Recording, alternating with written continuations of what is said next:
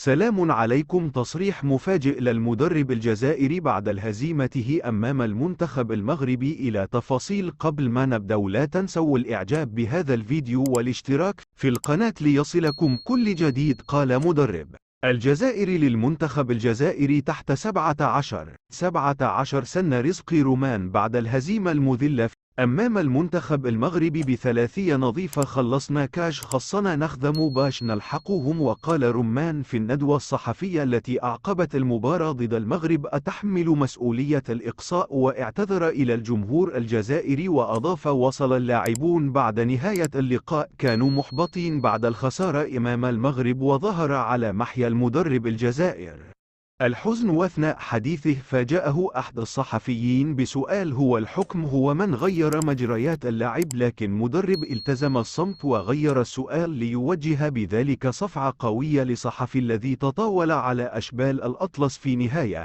لا تنسوا أن تشاركنا برأيكم بتعليقات. نشكركم على حسن المتابعة.